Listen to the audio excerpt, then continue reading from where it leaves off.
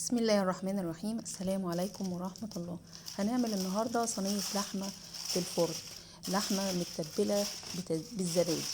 الزبادي بيدي نتيجة هايلة جدا جدا للحمة، خاصة لما نعملها في الفرن. يعني لما نحطها في الفرن غير لما نعملها على البوتاجاز. في الفرن بتبقى في حتة تانية خالص. هنعمل النهاردة صينية اللحمة، معاها هنحط معاها بطاطس في الفرن. طعمها يعني مش قادرة اوصف لكم، ريحتها كانت يعني قلبت البيت كله. شايفين بقى الجمال؟ لحمة بقى لوز لوز لوز، يعني لا تحس بقى ان هي احلى من المشوية واحلى من المسلوقة، حاجة تانية كده خالص. عجبتهم كلهم. اللحمة كانت طرية خالص. شايفين بقى المنظر؟ ما ننساش قبل ما نبدأ الفيديو يا ريت نشترك في القناة ونفعل الجرس وندوس لايك حتى يصلكم كل جديد. الطريقة دي جميلة جدا لو في العزومات، يعني حاجة كده هتشرفك وترفع راسك قدام اي حد. اول حاجة معانا اللحمة، معايا دول 2.5 كيلو لحمة، معاهم دول كوباية كده ونص، كوباية كبيرة زبادي، كوباية ونص، ومعاها عصير ليمونتين كبار، وبعدين بقى معانا بابريكا، فلفل اسمر، كمون، ملح.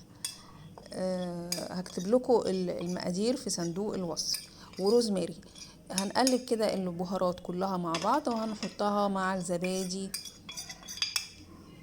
وعصير الليمون. هي دي التتبيلة بتاعتنا النهاردة، مش هنحط لا اكتر ولا اقل. هنحطها قد ايه؟ اقل حاجة المفروض ان احنا نتبل اللحمة ديت ساعتين.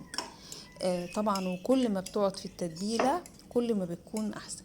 يعني انا قعدتها اللحمة النهاردة انا عملتها قعدت 24 ساعة، يعني تبلتها وحطيتها في التلاجة 24 ساعة. في التتبيلة ديت طلعت النتيجة معايا، يعني كل ما بتقعد في التتبيلة كل ما بتحلو.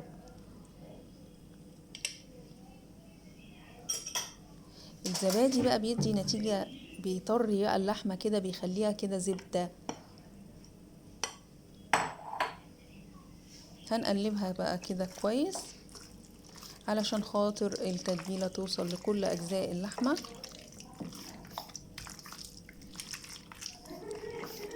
التتبيلة دي تنفع لأي نوع من أنواع اللحوم، يعني لو جملي ماشي، ماعز ماشي، ضاني ماشي، جميع أنواع اللحوم ممكن نتبلها بالتتبيلة ديت، بتبقى رهيبة.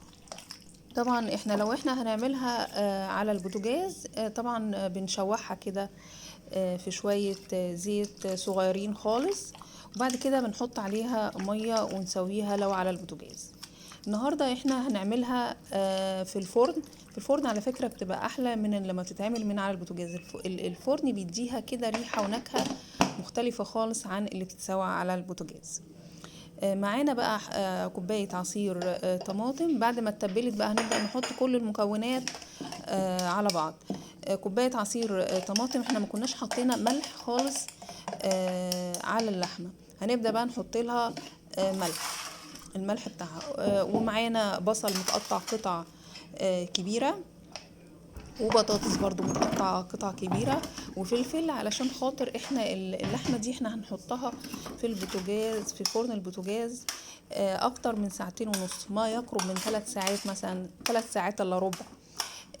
فعلشان خاطر المكونات ديت، البطاطس دي يعني هتفضل بقى ايه كده محتفظة بقوامها، وتاخد بقى من طعم اللحمة بتاعتنا، وكل المكونات كده تاخد من طعم بعض، والنتيجة بتاعتها هايلة جدا. واللحمة بتاعتنا بعد ما تبلناها يوم كامل 24 ساعة، هنبدأ ان احنا نحطها على الخضار اللي احنا حطيناه كده، وهنفردها في الصينية، وهنحط عليها الطماطم اللي احنا حطينا عليها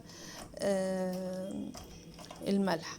الطماطم دي برضو تكة مهمة علشان خاطر بتساعد ان اللحمة بتاعتنا تتحمر.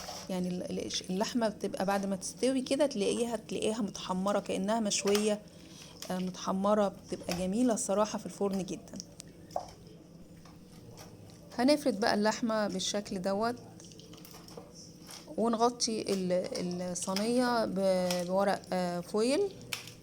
احنا طبعا ممكن بعد ما نحطها كده ما نحطهاش في الفرن على طول، يعني نسيبها كده علشان خاطر البطاطس تاخد برضو من التتبيلة كده شوية. نسيبها حوالي نص ساعة قبل ما نحطها في الفرن. يعني هنجهزها ونقفلها بالفويل ونحطها في الفرن لمدة نص ساعة قبل ما نشغل عليها الفرن.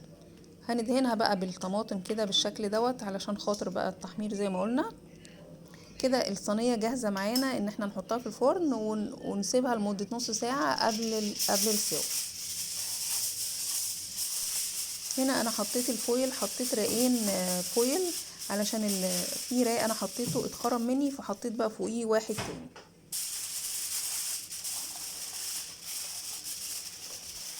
في انتظار تعليقاتكم، لو في حد عنده اي تعليق يكتب لي في التعليقات. لو في حد عنده طريقة للحمة برضو غير كده يا ريت كلكم تكتبوا لي التعليقات. ولو حد عجبته الطريقة يا ريت يعني تشاركوني في التعليقات ونتبادل التعليقات مع بعض. ممكن برضو نجهزها كده وما نحطها، يعني نجهزها مثلا بالليل ونحط معاها البطاطس والخضار وكل حاجة وتسويها تاني يوم. ده شكلها بعد ما طلعت من الفرن، طعمها وريحتها يجننوا الصراحة. اتمنى الوصفة تنال اعجابكم، يا ريت تجربوها، تعجبكم جدا. والسلام عليكم ورحمة الله وبركاته.